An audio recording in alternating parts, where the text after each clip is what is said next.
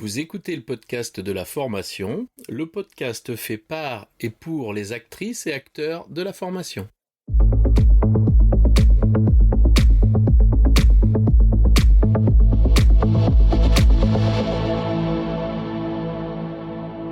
Bonjour et bienvenue.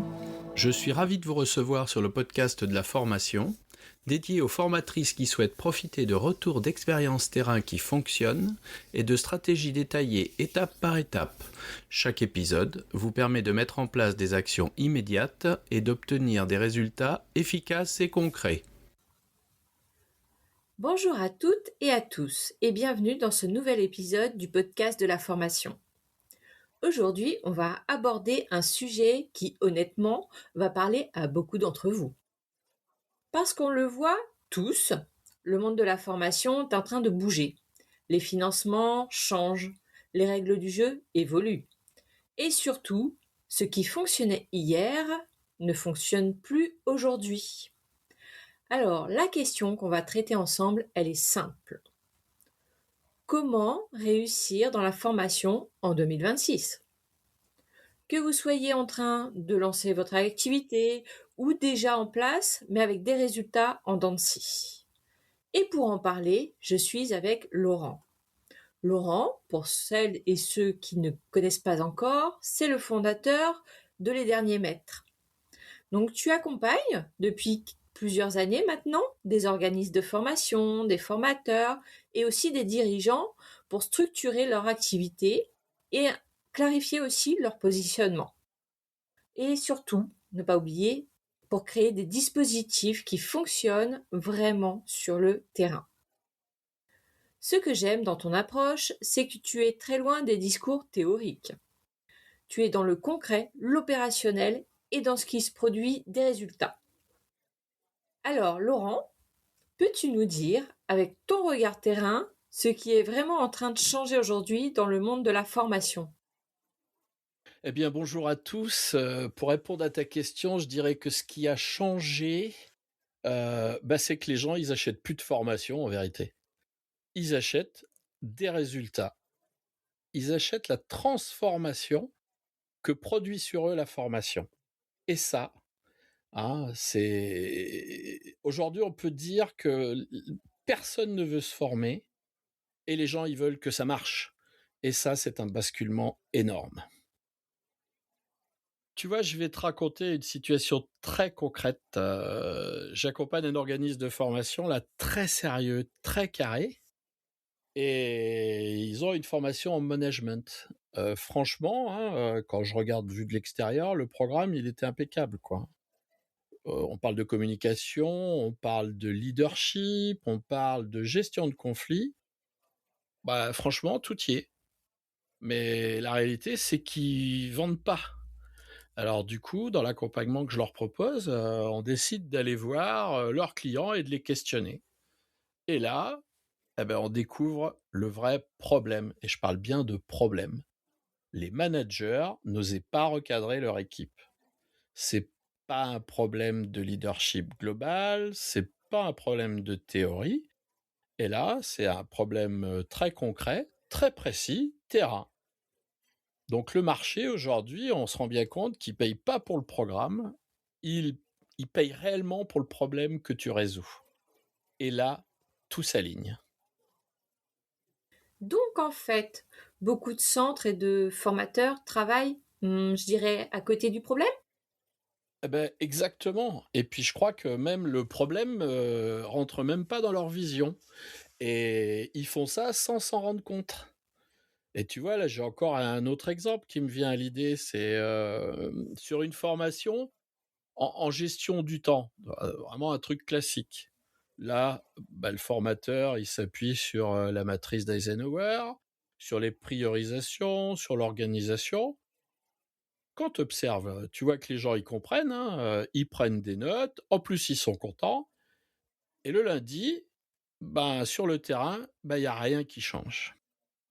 Et parce que leur problème sur le terrain, c'est très précisément des interruptions constantes dans leur activité, des urgences permanentes, et en plus, un manager qui change les priorités toutes les 2 heures. Et donc, tu peux apprendre toutes les méthodes du monde, si on prend pas en compte ton contexte, ça sert réellement à rien ça. Et oui, alors là, tu as abordé un petit sujet du lundi, justement. Donc, Ah on oui. parle souvent de ce petit test du lundi matin. Dis-nous en plus. Ouais, en vérité, je dis toujours, que les formations, on devrait les faire comme si elles commençaient le lundi matin qui suit la formation. Pourquoi? Parce que c'est là qu'on va commencer à voir, la transférabilité. En formation, tout va bien, hein, ça c'est comme en théorie, tu sais, on aimerait tous habiter en théorie parce qu'en théorie, tout va bien. Mais dans la réalité, c'est pas du tout ça. Et moi, cette test du lundi matin, c'est vraiment le filtre ultime. Si ta formation, elle change rien lundi matin, elle sert à rien. Tu as gaspillé ton argent et toi, en tant que formateur, tu as servi à rien. Et je vais vous donner 2 exemples concrets de ce que peut être une même formation vue de 2 côtés différents. Dans un premier cas classique, sur une formation en vente, on va expliquer des techniques, on va échanger sur des grands paradigmes et puis les gens, ils seront contents, ils vont repartir avec un petit PDF, ça va être super. Et le lundi, il a rien changé dans sa formation de vente, il fait exactement comme avant. Et ça, c'est ce qu'on veut plus voir, ce que les gens veulent pas l'acheter. Et si on reprend la même chose et qu'on le cale sous un autre angle, on va cette fois, on va proposer à l'apprenant des activités où il va à réécrire son pitch pendant la séance, son pitch de vente. On va tester des nouvelles questions clients et puis on va jouer réellement des rendez-vous. Et là, le lundi, il utilise exactement ça. Et vraiment, la différence entre comprendre et faire, c'est la même différence qu'entre échouer et réussir, tu vois. Et oui. Ok, donc concrètement, j'ai envie de te demander comment reconstruire une formation qui fonctionne. On oublie tous les contenus en vérité. C'est ce que le gros problème aujourd'hui, c'est qu'on a été dressé, habitué, formé sur le contenu. La formation, contenu. On veut donner du contenu. En plus, on l'écrit pour supporter le contenu. Donc, on arrête de partir du contenu. On part de l'observation vraiment terrain. On va aller voir la réalité. Et c'est là où la plupart des formateurs ou des centres de formation vont pas assez loin. Tu vois, je vais te donner, un tips que moi j'utilise très très régulièrement. Quand je vais voir des clients, on pourrait poser 3 questions. Qu'est-ce qui fonctionne pas aujourd'hui dans votre pratique, dans ce que vous faites? Qu'est-ce qui vous fait perdre du temps, hein? Et qu'est-ce que vous aimeriez voir changer rapidement? Là, tu vas vraiment avoir la solution que le client attend.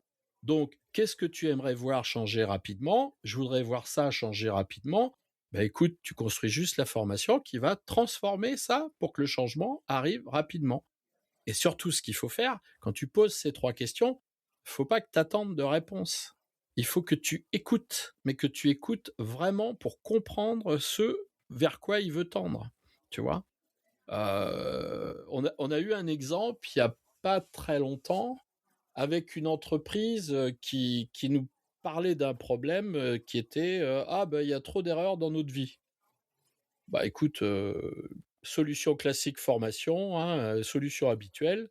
Écoute, on reprend les fondamentaux du devis, on met en place une formation qualité de vie. Et là, c'est là que c'est bancal, c'est là que ça marche pas. Et du coup, si tu fais ça, pas de résultat, pas de cas concret. Donc nous, qu'est-ce qu'on a mis en place pour pas avoir ces problématiques? On a pris leur vrai devis, on a regardé les erreurs, on les a d'abord corrigées ensemble et on a créé une checklist à appliquer à l'avenir dans un début comme un soutien pour les prochains devis. Et là, le résultat est hyper concret. Dès la semaine suivante, il y a beaucoup moins d'erreurs dans les devis. Voilà, c'est vraiment ce que l'on observe. Et pour nous, une bonne formation, elle commence toujours par un problème bien identifié. Voilà. On regarde la problématique à corriger, on l'identifie bien, on fait attention aux causalités, aux effets, hein, parce que des fois, ce qu'on voit d'apparence, c'est pas forcément la cause profonde, hein, c'est la corriger justement. Et puis après, le deuxième point, il faut faire aux apprenants. Il faut qu'ils exécutent, qu'ils se mettent en situation, qu'ils se mettent en mouvement, qui déjà préintègrent ce qu'ils vont faire la semaine suivante, tu vois. Et oui. Et du coup, là, on touche un petit point clé quand même, l'action.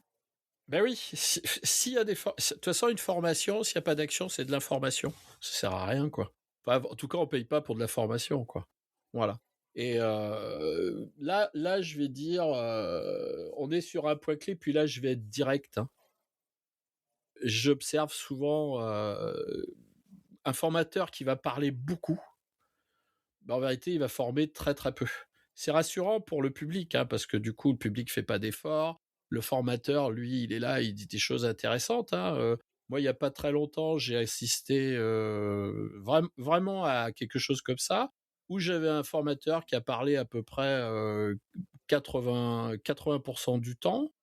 L'objectif pour moi, c'était quand même d'observer ce qu'il faisait et de regarder quels effets ça allait produire. Prise de parole monopolisée par le formateur. Ce qu'il dit, c'est très intéressant, hein. Sur le sujet, c'est très clair. Et puis du coup, moi, je regarde les participants, nos apprenants, là, dans le truc, qu'est-ce qu'ils font? Ils écoutent, il n'y a pas de souci. Et puis, ils comprennent, hein. Il n'y a pas de souci non plus, mais ils font rien. Résultat, aucune transformation. Et là, comme je disais tout à l'heure, le but de ma présence, c'était d'observer la séance pour la rendre efficace. Et du coup, on la transforme. On prend le même sujet, et là, on va faire du bien au formateur, hein. Il va pas tout porter tout seul. Il est pas, en vérité, plus ils portent, moins ils apprennent. Donc, qu'est-ce qu'on fait? On propose des exercices. Qui fait les exercices? C'est les apprenants. On va proposer des mises en situation. Qui se met en situation? C'est les apprenants. Et pour que ça ait du sens, on se base sur des cas réels, sur ce qu'ils font réellement. Hein, dites-nous comment ça se passe dans la vraie vie. Et là, qu'est-ce qu'on va observer chez eux? Ils vont tester, ils vont se tromper, ils vont corriger, ils échangent entre eux. Hein, ils commencent à mettre en place par eux-mêmes des procédures de changement. Hein, on pourrait dire, nous on sait très bien qu'on n'apprend pas en écoutant, quoi. On apprend en faisant les choses réellement.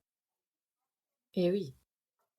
Et j'ai envie de te demander justement le suivi après cette formation. Il est quand même assez important. Ah ouais, c'est là que tout se joue en vérité, parce que on a l'impression que la formation, elle va se terminer à l'instant T, tu sais, où on sort de la salle. Non. En vérité, je dirais que c'est là que ça commence. Et du coup, on commence dès le lundi matin suivant. Tu vois, un commercial, il va faire une formation, par exemple. Il est motivé, il est motivé parce que du coup, il a quand même compris qu'il va pouvoir vendre plus, donc gagner plus. Il comprend tout ce que tu lui dis, hein. Les gens, ils sont pas idiots. Et 3 jours après la formation, hein, du coup, il a rien changé à ses habitudes et il fait comme avant. Pourquoi? Parce qu'on l'accompagne pas avec un suivi dans la mise en application sur le terrain, dans son quotidien. Et là, pour quelque chose d'efficace, il suffit de faire des petits checks avec lui, hein, un petit point à J+7 pour qu'il nous explique ce qu'il a mis en œuvre, comment il l'a fait, un petit point à J+30, et entre-temps, par exemple, on peut faire des analyses de ses appels clients, c'est-à-dire voir un petit peu ce qu'il a mis en œuvre et comment ça peut être amélioré encore, parce qu'on est vraiment dans de l'amélioration continue. Et le résultat, là, on voit une progression réelle, un changement opérationnel. Voilà.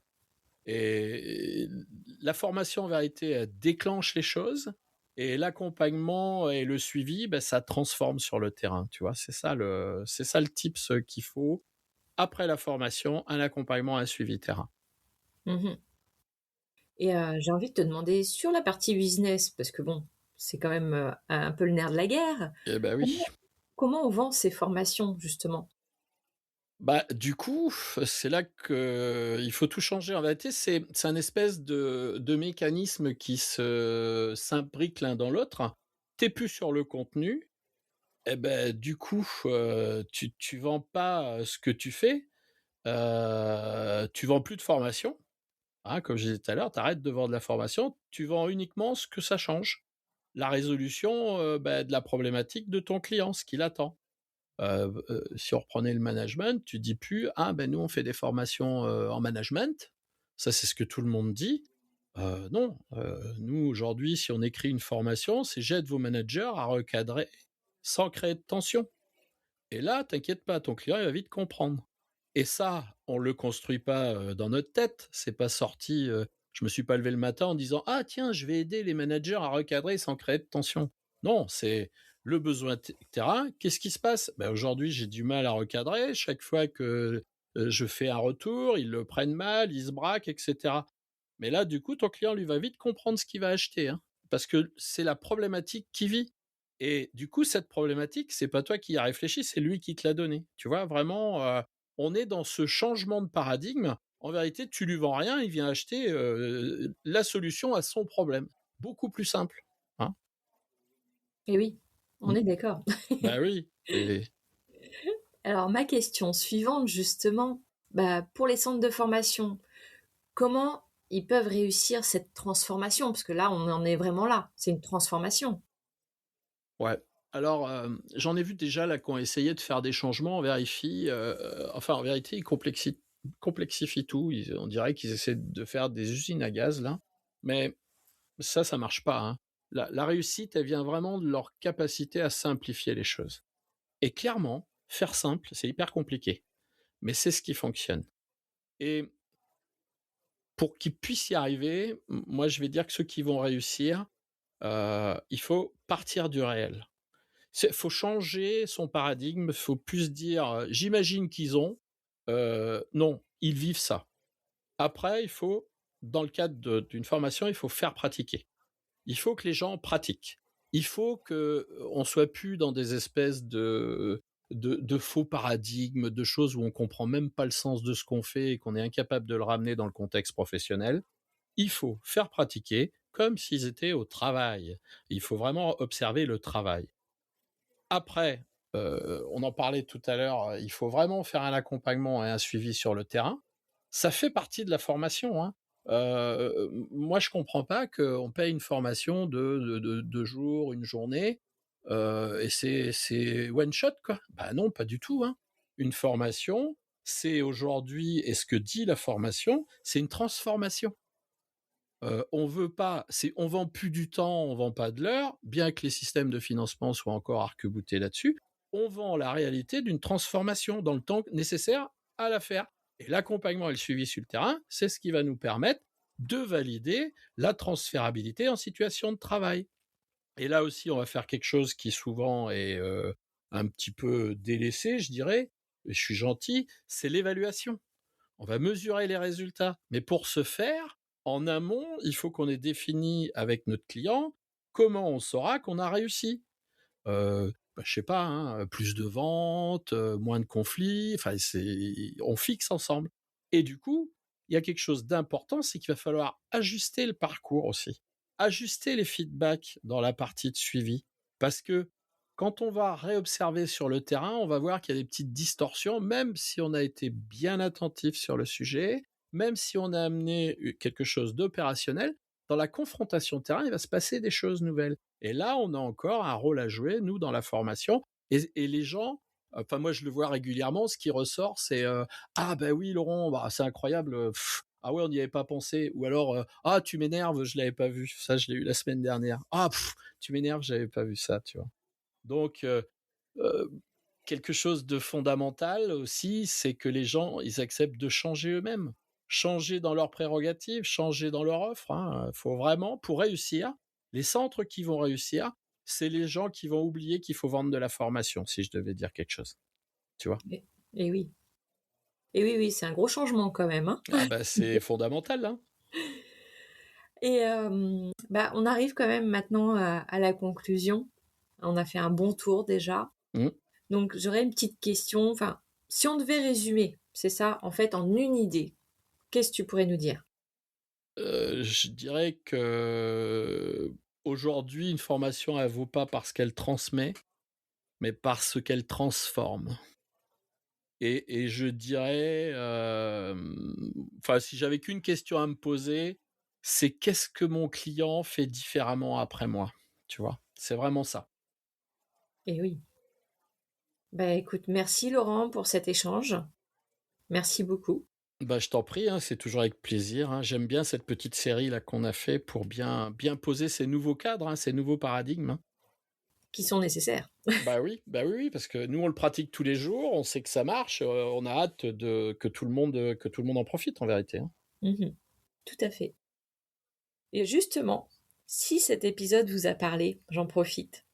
Prenez 10 minutes, regardez votre offre et posez-vous cette question. Est-ce que je transmets ou est-ce que je transforme? Voilà, je vous dis à très bientôt pour un prochain épisode. À très bientôt.